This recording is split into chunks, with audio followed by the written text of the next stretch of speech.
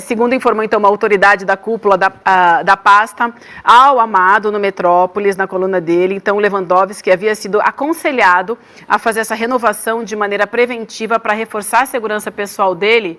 Explica pra gente, porque isso foi passado para a tua coluna, para você. Então, ele foi renovar e foi uma orientação. A história está um pouco confusa. A história está um pouco confusa. Eu vou detalhar para vocês para a gente entender junto. Ontem eu soube por uma fonte que encontrou o Ricardo Lewandowski dentro da Polícia Federal no setor de armas, e essa fonte me contou que ele estava lá para renovar o porte de arma. Eu telefonei para uma outra fonte da cúpula do Ministério da Justiça, uma pessoa, enfim, bem da cúpula mesmo, e essa pessoa me confirmou, disse, não, ele foi lá renovar o porte de arma, foi aconselhado por uma questão de segurança, uma questão de segurança pessoal dele. Muito bem, eu escrevi isso, juntei com uma outra apuração que eu tinha já de outra oportunidade, que outra pessoa havia me dito, que ouviu do próprio Lewandowski num evento há 2 semanas aqui em Brasília, que ele vinha recebendo uma série de ameaças. Nessa conversa, que havia algumas pessoas nesse evento, o Lewandowski disse ainda que uma das ameaças era você não sabe no que você se meteu, onde você se enfiou. E tinha citação a facções de tráfico de drogas, tipo Comando Vermelho, PCC. Essa fonte minha de muitos anos, que não mente, tem um histórico de passar informações verdadeiras, disse ter ouvido isso numa roda de conversa do próprio Lewandowski. Muito bem, perguntei isso a essa fonte do Ministério da Justiça ontem, e aí me foi dito que não tem nada a ver com ameaça. Ele foi aconselhado a receber, a renovar o porte de arma por uma questão de segurança pessoal. Muito bem, publiquei isso,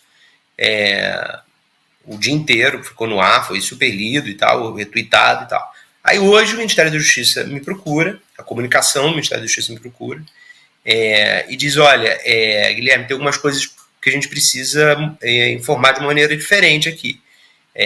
Não foi uma renovação do porte, foi uma renovação do registro da arma. O ministro tem a arma há muito tempo, desde quando ele era do Tribunal de Alçada Criminal de São Paulo. Lembrando que o Lewandowski, antes de ser ministro do STF, ele foi juiz em São Paulo. Ele é juiz de carreira, né? E ele tem arma desde esse tempo. Segundo a comunicação do Ministério da Justiça me disse hoje, ele nunca usou essa arma. Bom, e sobre as ameaças? Sobre as ameaças, hoje, eles dizem que nunca aconteceu, que o Lewandowski nunca recebeu nenhuma ameaça desde que chegou no cargo. Isso pode parecer uma discussão meio sexo dos anjos, mas não é assim. É sobre uma coisa muito séria, sobre informações que são passadas pela imprensa por pessoas que estão em cargos de muita responsabilidade, né? Eu jamais checaria uma informação dessa com uma pessoa do Ministério da Justiça que não estivesse num cargo apto a confirmá-la ou não.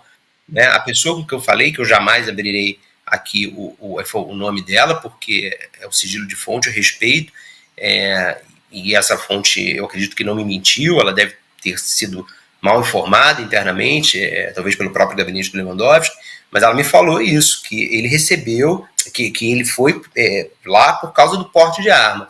Enfim, mas há um fato aí que é o ministro da Justiça preocupado em ter a sua arma atualizada, em dia.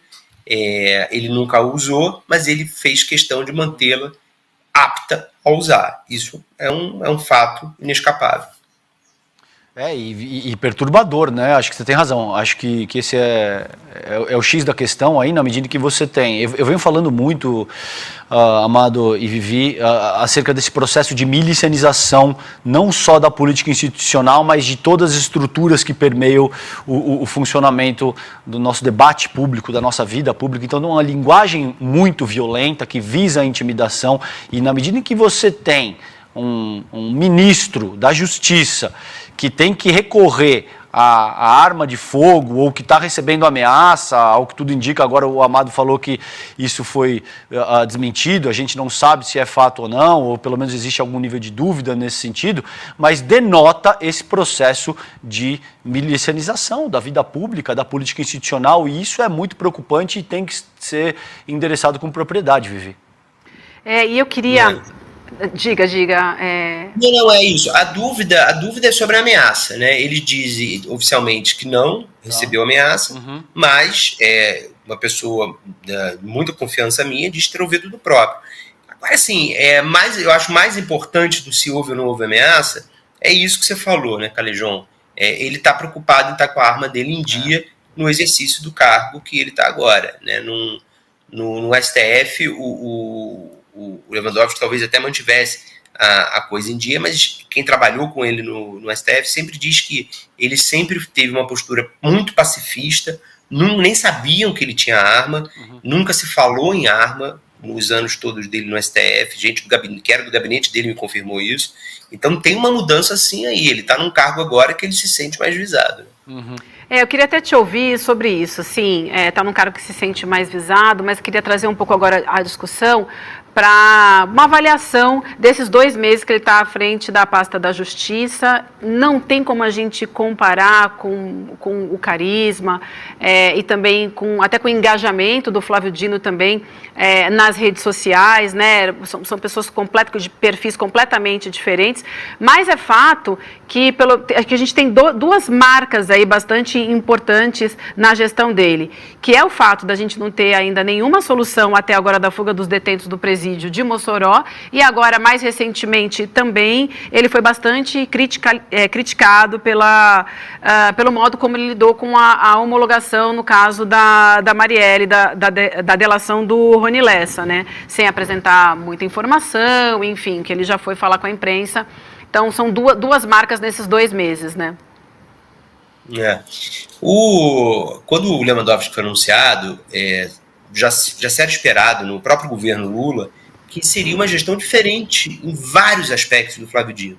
O Flávio Dino tem uma capacidade de comunicação incrível, ele é um grande orador, ele, como você falou, tem carisma, ele sabe usar rede social, ele gosta de dar entrevista, ele dá entrevista bem, né? Outro ponto, o Flávio Dino, ele veio de 8 anos como governador de um estado muito complicado de se gerir, né? Antes ele tinha sido deputado, ele tinha uma experiência de vida pública muito diferente da experiência que o Ricardo Lewandowski tem, que era uma experiência de juiz, depois de ministro do STF, em que ele lidava com uma natureza completamente, com temas de uma natureza completamente diferente do que é você gerir algo, né?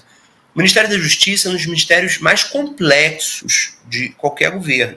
A quantidade de temas que passa por ali é imensa, né? Uma vez um ministro da Justiça de um governo passado, ele brincou, isso aqui é a entrada do hospital, é o pronto-socorro do hospital público.